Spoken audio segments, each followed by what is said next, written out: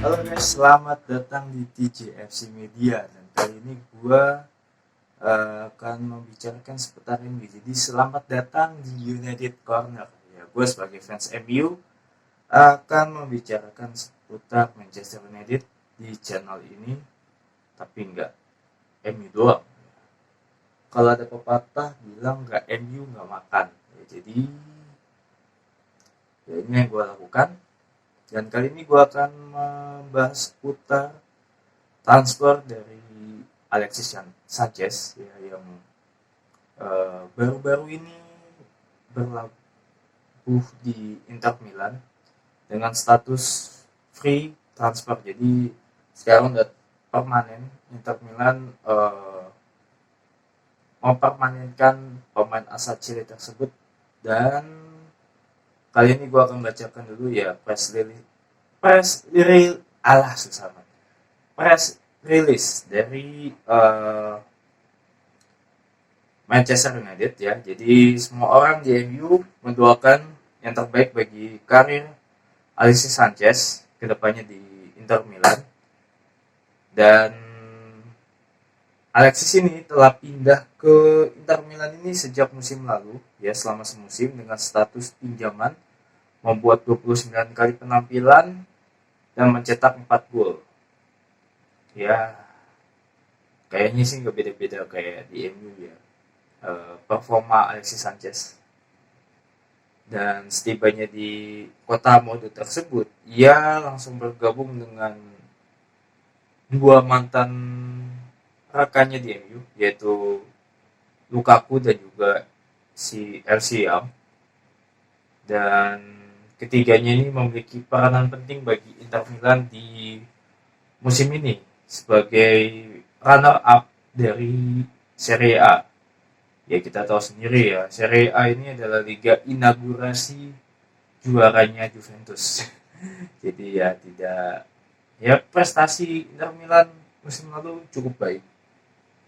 Sekarang masih main di Europa League juga sih mereka, dan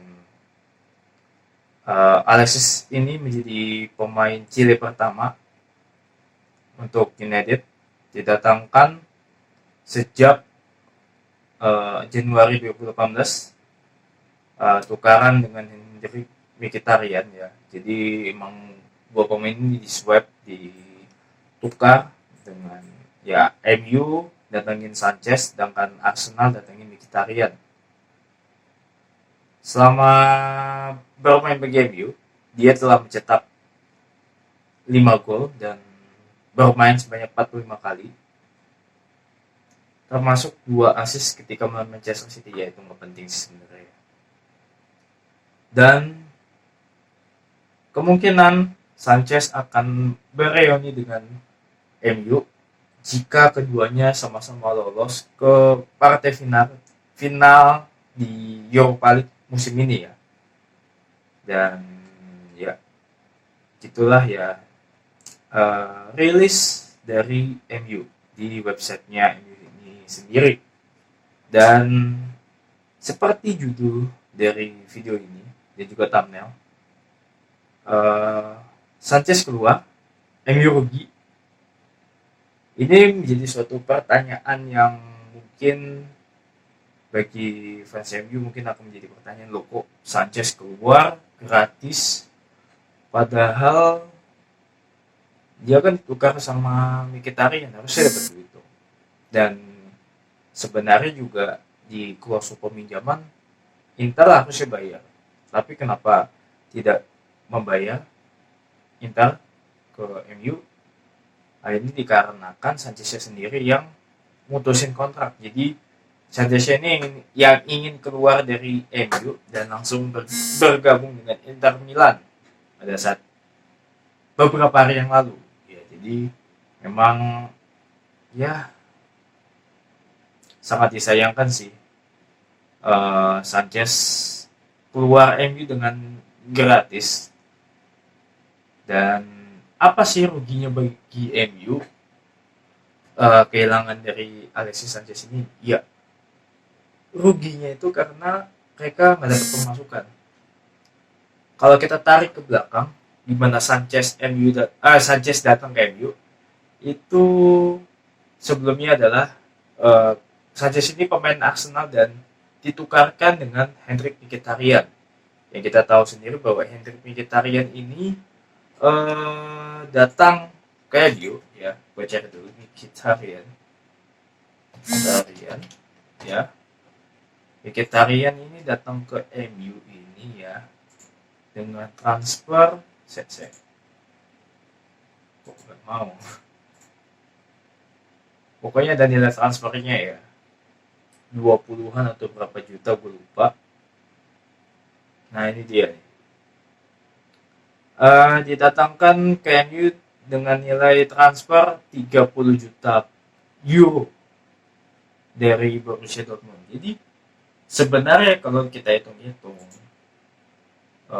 MU ini rugi 30 juta euro ya kalau dihitung dari matematis.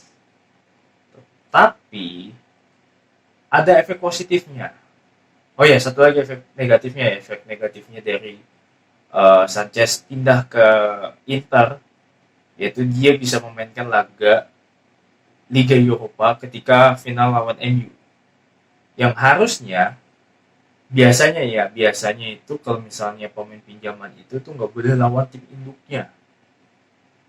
Gua nggak tahu di clause kontraknya seperti apa, tapi kayaknya nggak boleh main lawan MU di final Europa League. Jadi ini ketika dia sudah datang ke Inter dengan kontrak yang sudah ditentukan, maka ini bisa gue bilang nih sebagai kerugian karena Inter bisa memainkan Sanchez ketika final lawan MU kalau kedua tim sama-sama bermain di final.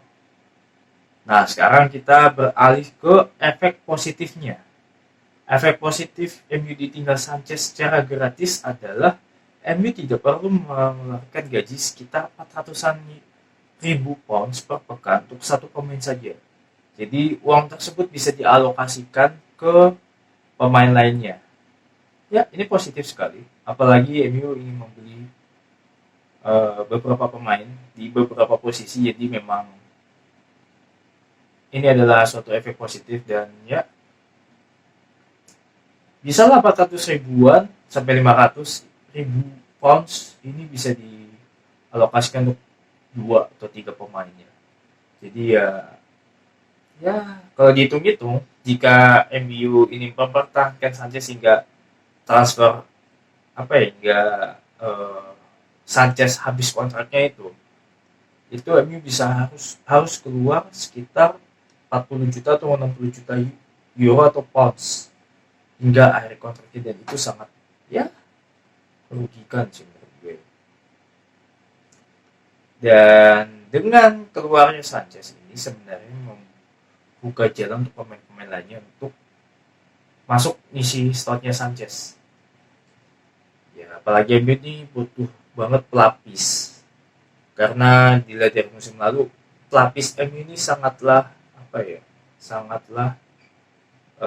tidak dalam gitu, maksudnya antara tim inti dengan tim pelapis ini nih tidak memiliki kekuatan yang sama. Jadi ya kita tahu sendiri ketika MU lawan Norwich, MU bermain lawan Aston Villa, sedikit melakukan rotasi ya timnya tidak jalan. Jadi ya MU butuh banget dari hilangnya Sanchez ini sosok pengganti dari Sanchez di lini sayap.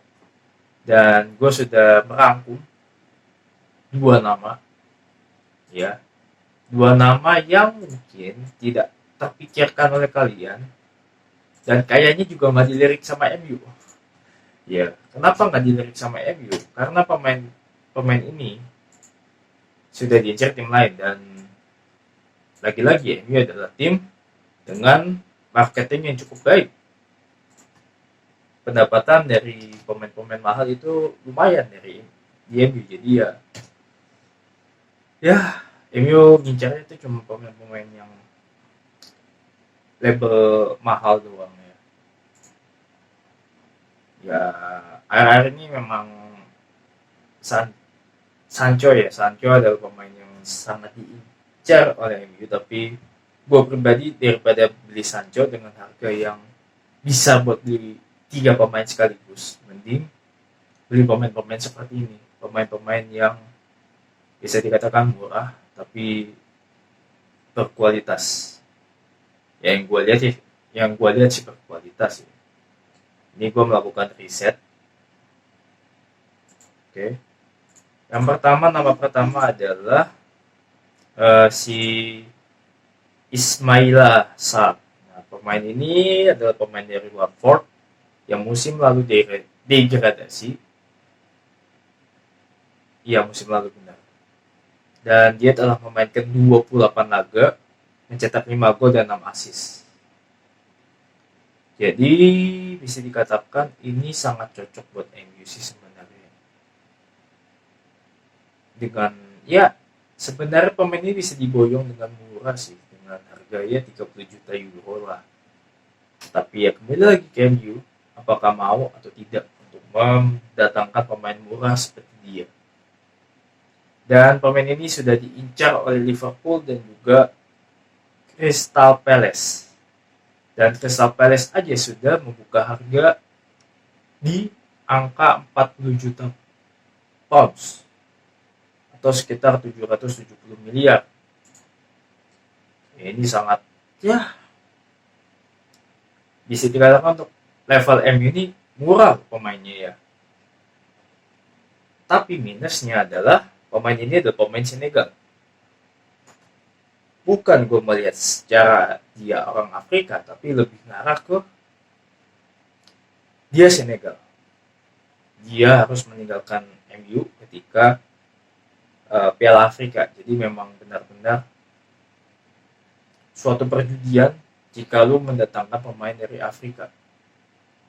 Ya, jadi ya itu sudah dialami oleh Liverpool ketika kehilangan Sadio Mane, terus ada Mohamed Salah. Ya ini akan dialami MU kalau misalnya mendatangkan Ismaila Sarr.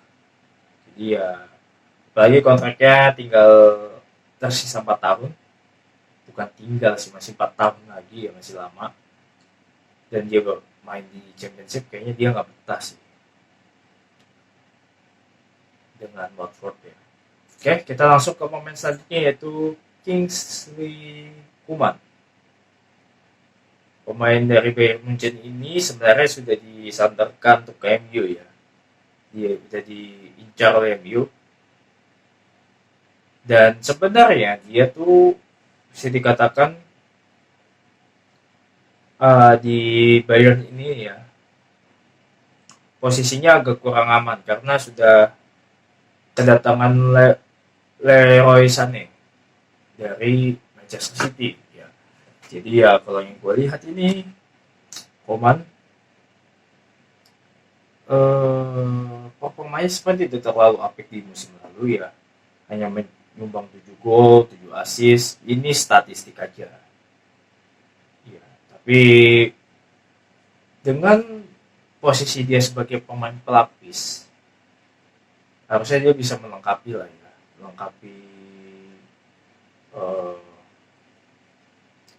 apa yang diinginkan oleh MU. Apalagi di sisi sayap sebenarnya MU tuh nggak terlalu bagus-bagus amat pelapisnya.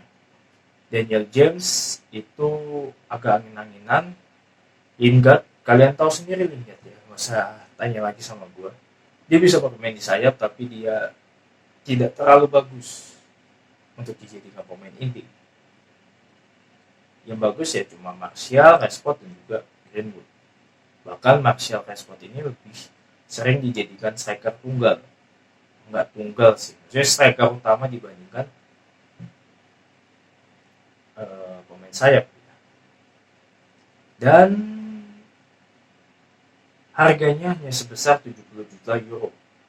Jauh lebih murah dibandingkan Sancho. Jadi kembali lagi ke MU, apakah ingin buang duit banyak-banyak dan akhirnya menjadi bahan bulian karena pemain tersebut tidak menunjukkan performa yang bagus, atau ingin ngirit dengan membeli pemain seharga segini tetapi worth it. Nah, Ini kita kembalikan ke MU-nya lagi. Jadi ya begitulah ya, dua pemain yang harus diincar sepeninggal Sanchez dari MU. Dan bisa gue katakan kayaknya dua-dua pemain ini tidak akan MU beli musim ini. Karena MU lagi sendiri ya timnya seperti itu. Jadi ya mau gimana lagi, kita lihat MU lebih mementingkan marketing dibandingkan penambahan kualitas tim. Jadi ya sudah, kita lihat saja apakah ada pengganti nomor 7 atau pemain pengganti di sisi sayap atau pemain pelapis di sisi sayap. Itu akan kita lihat dalam beberapa waktu ke depan, karena sekarang sudah musimnya transferan pemain, jadi segala sesuatu bisa terjadi. Gua pribadi daripada Sancho mending dua pemain ini, tapi kembali lagi ke MU yang mementingkan sisi marketing. Ya kembali lagi ke pepatah bilang bahwa ini pepatah ini gue ambil dari salah satu komentator yang juga fans MU. Jangan pernah sekali-sekali Anda meragukan MU dalam mengecewakan para fansnya. Ya ini dia. Mungkin ketika Anda lebih suka Sancho ke MU, mungkin Anda bilang, wah ini pembelian yang luar biasa, pembelian yang wow. Tapi menurut gua dia belum siap untuk main di Inggris. Dia perlu banyak bermain di Dortmund sebelum dia akhirnya kembali ke Inggris. Tapi ya lagi-lagi MU jangan sampai keluar duit banyak untuk jadi bahan bulian. Maguire itu kata gue kemahalan, 80 juta pounds atau euro itu kemahalan. Mending beli pemain yang harganya mid tapi kualitasnya oke. Jadi ya begitulah. Oke, sekian video gue kali ini. Jadi kemungkinan dalam waktu dekat, mungkin setelah MU selesai bermain di Europa League, gue akan bikin beberapa list pemain yang harus dibeli MU. Walaupun itu kemungkinan tidak masuk ke daftar belanja MU, tapi ya nanti gue akan bikin antara MU tersingkir atau MU juara. Itu setelah itu akan gue bikin videonya. Jadi ya nantikan saja video dari gue. Oke, sudah cukup malam sekali karena gue recordnya itu jam 2 kurang 12 menit. Jadi sekian, jangan lupa like kalau kalian suka, kalau nggak suka dislike aja. Tapi kalau kalian tertarik ingin tahu seputar MU, nggak seputar MU, maksudnya tertarik dengan sepak bola, kalian boleh aja subscribe dan juga komen kalau kalian ada masukan buat gua. Dan jangan lupa share ke teman kalian. Ya, subscriber gue hingga saat video ini dibikin masih 18, tapi gue berharap bisa naik karena targetnya adalah 1000. Ya, biasalah youtuber ya, masih baru-baru, masih bau kencur, tapi ya nggak apa-apa. Oke, sekian video gue, kebanyakan ngomong di akhir, dan sampai jumpa di video gue selanjutnya. Oh ya, jangan lupa ada series dari Todd Rivaldo Ferreira, jadi tunggu aja di YouTube ini. Dan sampai jumpa.